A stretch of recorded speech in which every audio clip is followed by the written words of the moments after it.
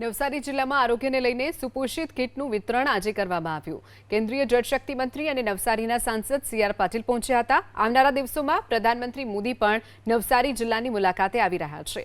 ત્યારે કેન્દ્રીય મંત્રીએ પ્રધાનમંત્રીના પ્રવાસને લઈને તૈયારીઓની સમીક્ષા કરી। નવસારીમાં હાલ તો પીએમના પ્રવાસને લઈને પૂરજોશમાં સફાઈ ઝુંબેશ ચાલી રહ્યું છે।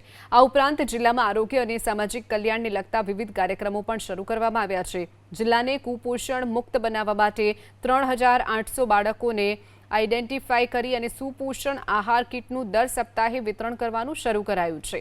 તો શારીરિક નબળી સગર્ભા બહેનોને પણ પૌષ્ટિક આહારો પૂરો પાડવામાં આવી રહ્યો છે। તો ટીબીના દર્દીઓને સરકાર તરફથી મળતી 3 મહિનાની કીટ ઉપરાંત એક વધારાની કીટનું પણ વિતરણ કરવામાં આવશે।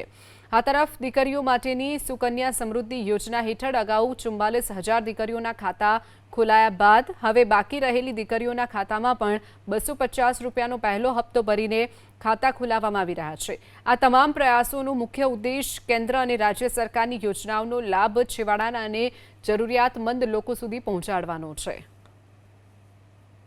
નવસારી જિલ્લામાં લગભગ 3800 જેટલા જે બાળકો કુપોષિત છે એને પૌષ્ટિક આહાર દર અઠવાડિયે એને કીટ આપીને એને ઝડપમાં કુપોષિતમાંથી બહાર લાવીને પોષિત કરવા માટેનો પ્રયત્ન કરવાનો આજે એ ઝુંબેશ શરૂ કરી છે। 3800 બાળકોને આજે કીટ આપી છે અને દર અઠવાડિયે આ કીટ એમને આપવામાં આવશે। અમે નવસારી જિલ્લાના તમામ ટીબી પેશન્ટોને એના વાલીઓને બોલાવીને 3 મહિનાની કીટ સરકારમાંથી એને મદદ મળે છે, પણ એ સિવાયની અલગ કીટ વધારાની આપીને એમને પણ ટીબીમાંથી મુક્ત કરવા માટેનો પ્રયત્ન કરવા તરફ જઈ રહ્યા છે।